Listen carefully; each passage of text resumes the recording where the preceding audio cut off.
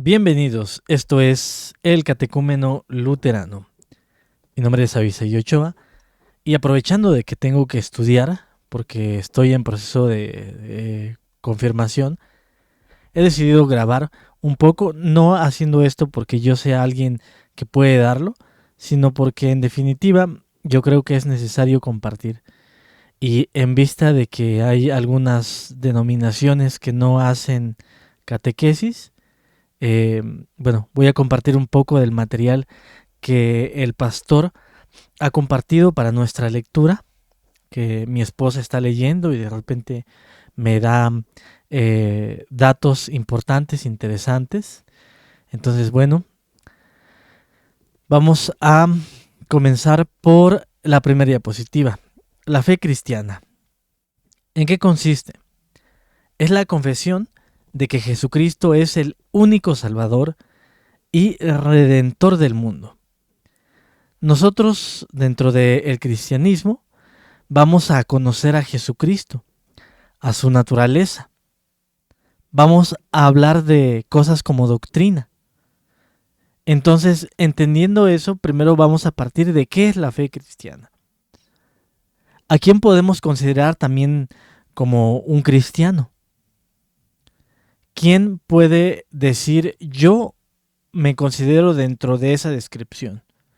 La fe cristiana es la fe que confiesa que Jesucristo es el único Salvador y Redentor del mundo.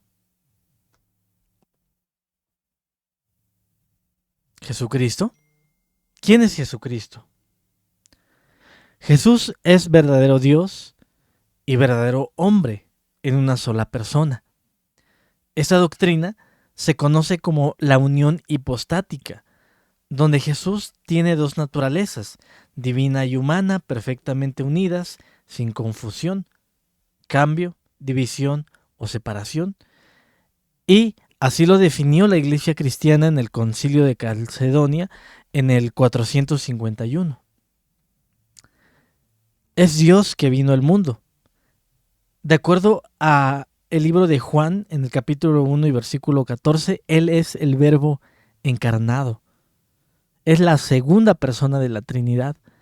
Es quien tomó la forma humana para revelarnos al Padre, de acuerdo a Juan capítulo 14, versículo 9, y de esa forma cumplir el plan de redención. La economía de la salvación comienza desde la creación del mundo. Dios crea este mundo y crea al hombre a su imagen y semejanza, y desde un principio Él establece de esa forma continua la salvación del hombre. En Filipenses capítulo 2, versículo del 6 al 7, se enseña que Jesús, siendo en forma de Dios, no se consideró ser, al igual que Dios, como algo a lo cual aferrarse. Es decir, Él no vino con ese orgullo de decir yo soy el Hijo de Dios y no voy a vivir entre ustedes haciendo lo mismo que ustedes, sino que cuando nosotros vemos, por ejemplo, esta imagen de Cristo en la cruz, ¿qué vemos si a un hombre padeciendo en dolor, padeciendo en humillación? Entonces Él, a pesar de ser Dios, se despojó de sí mismo, tomando forma de siervo. Y fue hasta la muerte, y muerte de cruz. Y Él murió por nuestros pecados. A través de su muerte, Jesús realizó una expiación sustitutoria. ¿A qué se refiere este concepto? Bueno, se refiere a que aquella paga que debemos de recibir por nuestro pecado y nuestra maldad, tú y yo, la recibió este hombre santo, Jesucristo. Jesucristo murió por nuestros pecados. Su sacrificio, de acuerdo a Romanos capítulo 3, del 24 al 26, fue perfecto, fue suficiente para reconciliarnos con Dios, cumpliendo así con la justicia divina. Mediante su muerte y su resurrección, Él venció el poder del pecado y de la muerte. De esa forma, Él garantiza nuestra salvación. Primera de Corintios capítulo 15, versículo del 54 al 57. Por eso es que lo volvemos a decir. Es la confesión de que Jesucristo no es nada más un Salvador y un Redentor. Es el único Salvador y el único Redentor. Entonces, aunque usted quiera tener una piedad en la que quiera incluir a otras personas dentro de la economía de la salvación, la verdad es que no es así. El plan divino de Dios fue este y así está sustentado en la Escritura. Murió por nuestros pecados en la cruz. Pero así como también Él murió por nuestros pecados en la cruz, Él también resucitó. La resurrección de Jesús confirma su divinidad, de acuerdo a Romanos capítulo 1, versículo 4, y garantiza la victoria sobre la muerte y la promesa sobre nuestra resurrección futura, primera de Corintios 15, 20.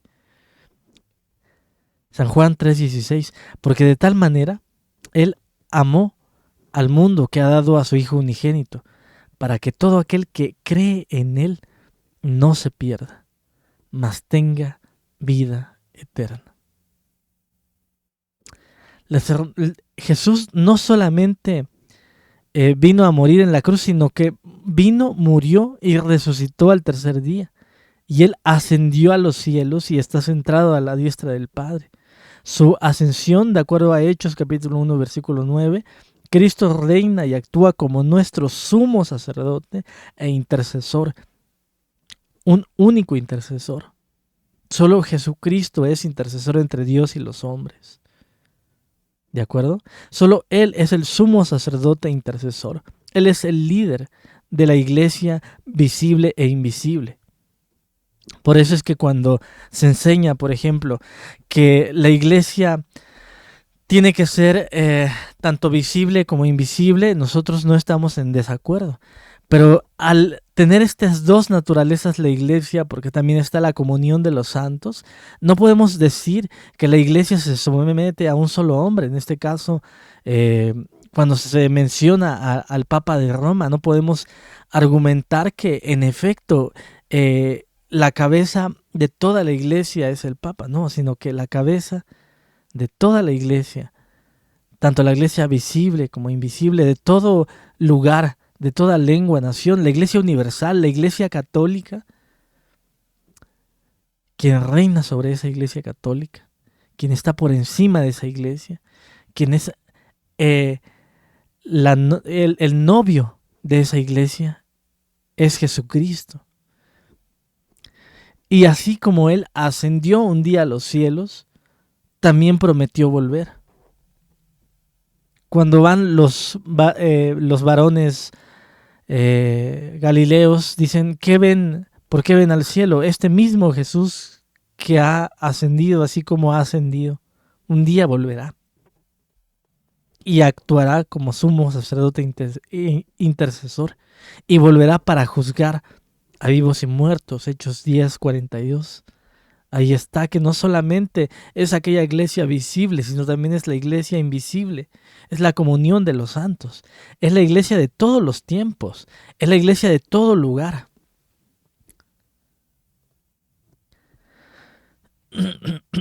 Ahora vamos a continuar con el siguiente concepto, que es ¿qué es ser cristiano?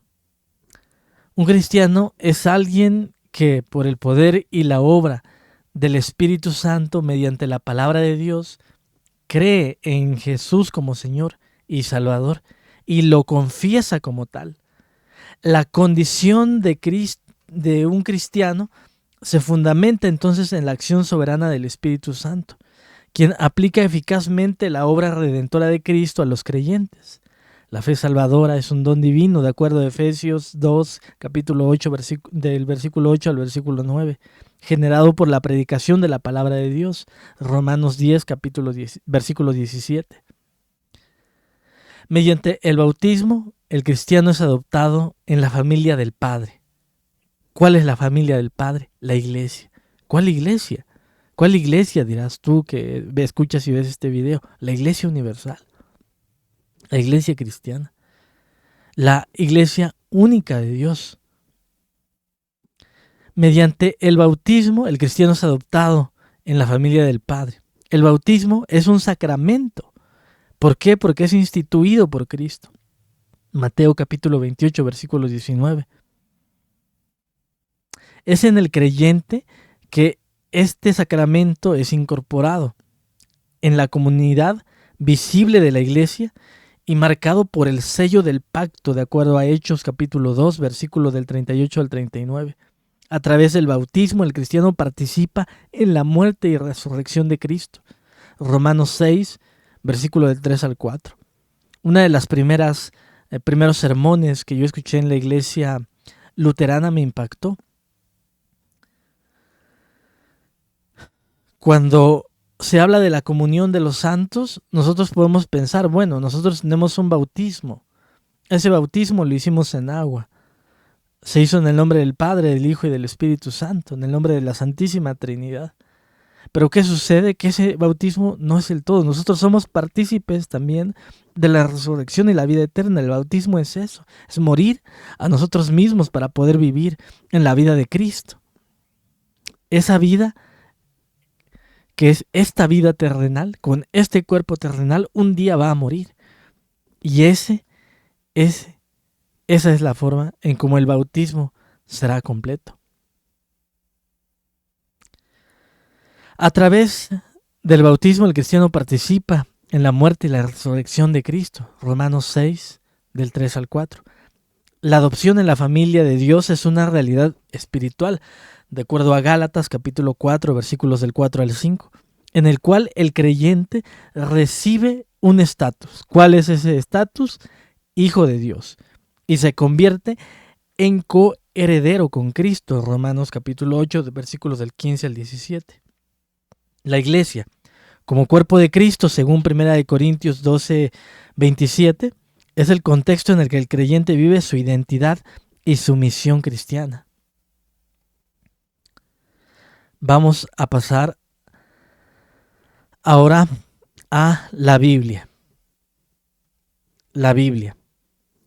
¿Por qué nosotros creemos en la sola Escritura? ¿Por qué creemos en la suficiencia de las Escrituras? ¿Por qué creemos en la inerrancia de las Escrituras? Y para ello voy a tomar la Biblia, la Santa Biblia. Esta es la versión Reina Valera contemporánea. Pero es importante que yo les pueda leer esto para que ustedes también no sean arrastrados por cualquier viento de doctrina. Y lo vuelvo a decir, no porque yo sea un gran maestro. Lo muy poco que sé yo creo que se los puedo comentar a ustedes para que después no anden por ahí personas que los estén confundiendo en cuanto a su forma de pensar y que tengan una fe que esté correctamente cimentada. Entonces he de leerles una parte del catecismo.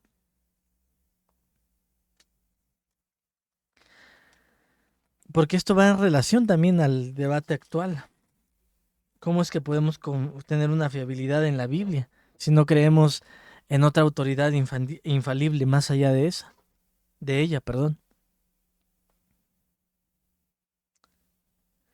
¿Qué es la Biblia? La Biblia es la palabra de Dios, escrita por inspiración del Espíritu Santo, por los santos profetas en el Antiguo Testamento y por los evangelistas y apóstoles en el Nuevo Testamento, para hacernos sabios, para la salvación por la fe en Cristo Jesús.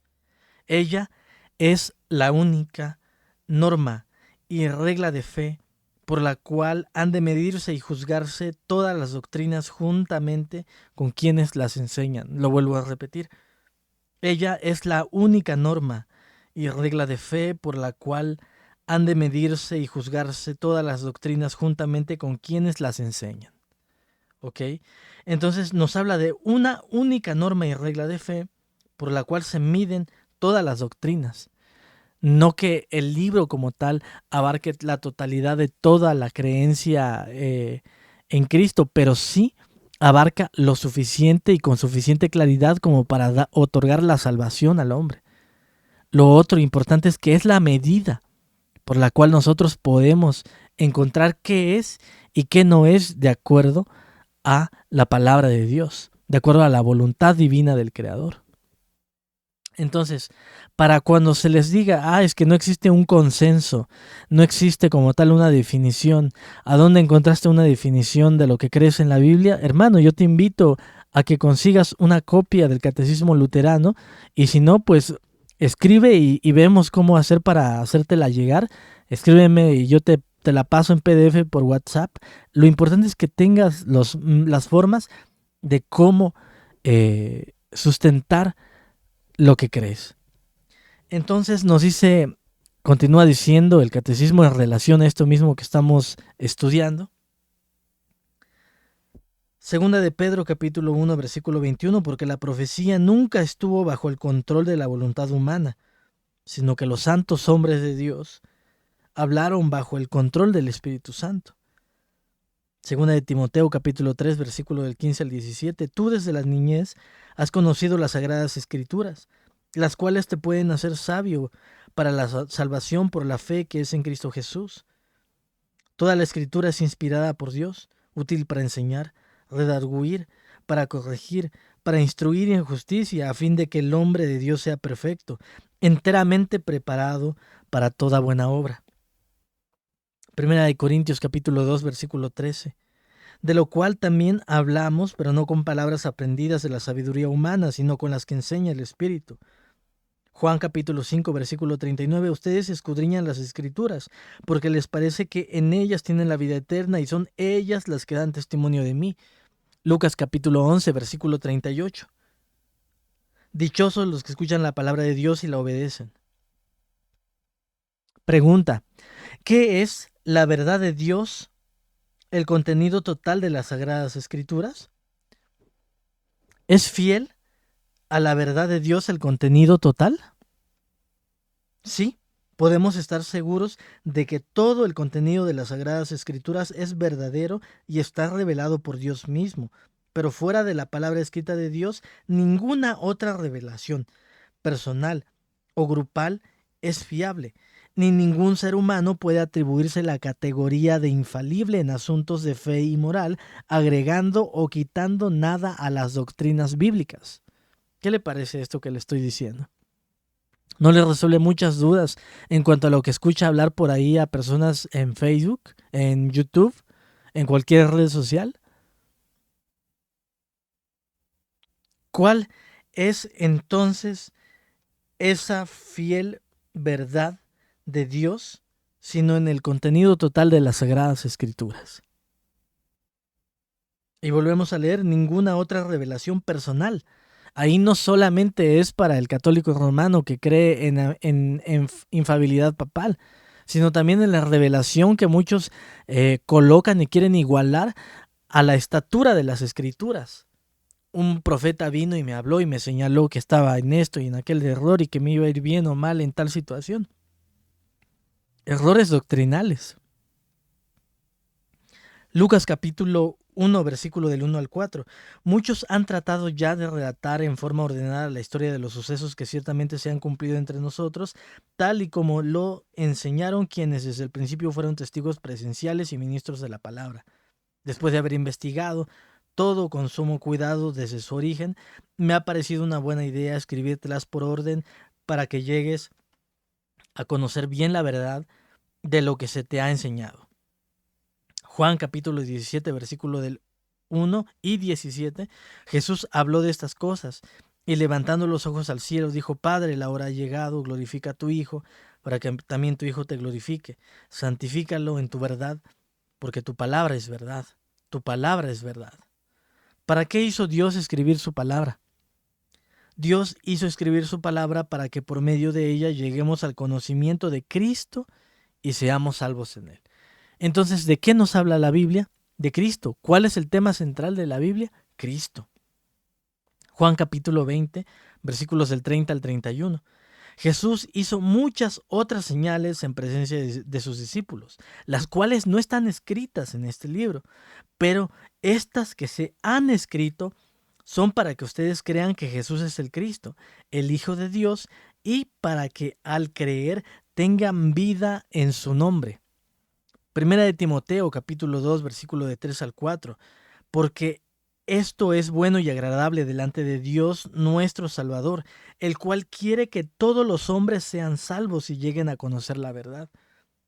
Juan capítulo 8, versículo del 31 al 32. Entonces Jesús dijo a los judíos que habían creído en él: si ustedes permanecen en mi palabra, serán verdaderamente mis discípulos y conocerán la verdad, y la verdad los hará libres. Romanos capítulo 10, versículo 17. Así que la fe proviene del oír, y el oír proviene de la palabra de Dios. ¿Ok?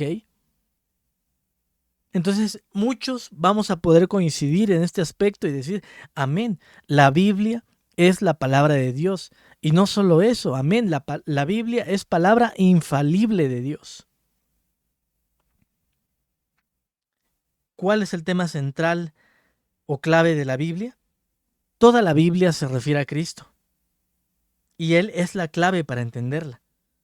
El tema central de la Biblia es cómo el pecador puede ser salvo en Cristo. Juan capítulo 5, versículos del 46 al 47. Si ustedes le creyeran a Moisés, me creerían a mí, porque él escribió acerca de mí. Pero si no creen a sus escritos, ¿cómo van a creer a mis palabras? Juan capítulo 5, versículo del 39 al 40. Ustedes escudriñan las escrituras, porque les parece que en ellas tienen la vida eterna, y son ellas las que dan testimonio de mí. Pero ustedes no quieren venir a mí para que tengan vida. Jesús dijo: yo soy el camino, la verdad y la vida. Nadie viene al Padre sino por mí. Con esto que les he leído de este momento en cuanto al catecismo, en cuanto a las diapositivas que les he presentado, les puedo decir, hermanos, tenemos una seguridad en la infalibilidad de las Escrituras. Tenemos seguridad en la infalibilidad de las Escrituras. Entonces, ¿qué creemos nosotros? ¿Que acaso porque en efecto alguien salió a decir que, oye, no hay una forma de garantizar que la Biblia es la palabra de Dios, vamos a tener una duda y después vamos a andar por ahí explorando a ver qué otra autoridad es igual a la autoridad final de las Escrituras? Y luego se terminarán creyendo cosas como que la Biblia tiene que ser un círculo vicioso en la que la autoridad de la Escritura apunte a sí misma para decir solo la Escritura. ¿Ok? Entonces, nosotros entendemos que hay suficiente información para que nosotros podamos creer en la infalibilidad de las Escrituras y no en la infalibilidad de otra persona. Lo quiero leer nuevamente. Podemos estar seguros de que todo el contenido de las Sagradas Escrituras es verdadero, está respaldado por Dios mismo. Pero fuera de la palabra escrita, ninguna otra revelación personal o grupal es fiable, ni ningún ser humano puede atribuirse la categoría de infalible en asuntos de fe y moral, agregando o quitando nada a las doctrinas bíblicas.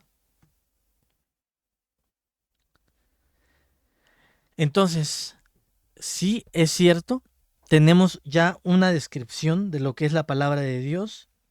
Está escrita por inspiración del Espíritu Santo, por los santos profetas, por los evangelistas, por los apóstoles en el Nuevo Testamento, para hacernos sabios, para la salvación, por la fe en Cristo Jesús. Ella es la única norma y regla de fe por la cual han de medirse y juzgarse todas las doctrinas juntamente con quienes las enseñan.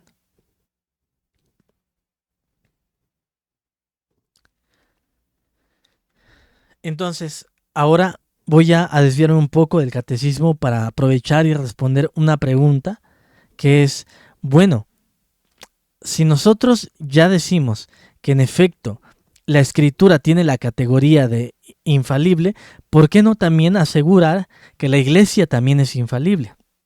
Bueno, la Iglesia es columna y baluarte. El pasaje de 1 Timoteo capítulo 1 versículos del 3 al 15 hablan de la iglesia como columna y baluarte de la verdad. Sin embargo, es importante entender que este versículo no está diciendo que la iglesia misma sea la fuente de la verdad, sino que es un pilar que la sostiene y la defiende. La verdad a la que se refiere este versículo es la verdad revelada en las Escrituras. La iglesia, entonces, ¿qué responsabilidad tiene? Sino la de preservar y proclamar esta verdad, pero no es la fuente original de ella. En cuanto a Mateo capítulo 16, versículo 18, donde Jesús dice a Pedro, tú eres Pedro y sobre esta roca edificaré mi iglesia, nosotros, así como los padres de la iglesia, como por ejemplo lo dijo San Agustín, creemos en la confesión de Pedro. Esa confesión de Pedro. Tú eres la roca. Tú eres el Cristo, el Hijo de Dios.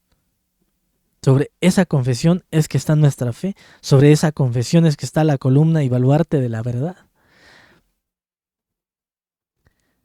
También tenemos que hablar entonces de cuál fue la formación del canon bíblico. La formación del canon bíblico fue un proceso que tomó varios siglos, estuvo influenciado por diversos factores. Aunque no existe una lista explícita dentro de la Biblia misma, es cierto que sí hay criterios que los líderes de la iglesia primitiva utilizaron para determinar qué libros debían estar incluidos. La primera, una regla, es autoridad apostólica. No quiero decir la primera, o más bien la primera dentro de mis diapositivas. Los libros debían tener una conexión directa o indirecta con los apóstoles de Jesús, primer criterio. Segundo, un uso litúrgico. Los libros serán utilizados en las comunidades cristianas para la adoración y la enseñanza. Después, un testimonio de la iglesia. Había un consenso general entre las principales comunidades cristianas sobre la inspiración divina de ciertos libros. Recordemos que el canon de la Biblia se define en concilio ecuménico. Coherencia teológica. Los libros debían estar en armonía con las principales enseñanzas del cristianismo. Es importante destacar que este proceso no es que haya sido infalible, sino que tenía la guía del Espíritu Santo y por eso era infalible. No infalible en sí porque la organización lo hizo infalible, porque el grupo de personas era infalible.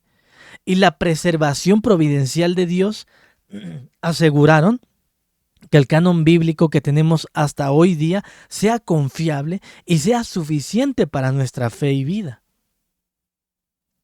Después de ahí, bueno, hay desafíos modernos que ya habrá algún momento para hablar de ellos. Justamente para eso estoy creando esas diapositivas.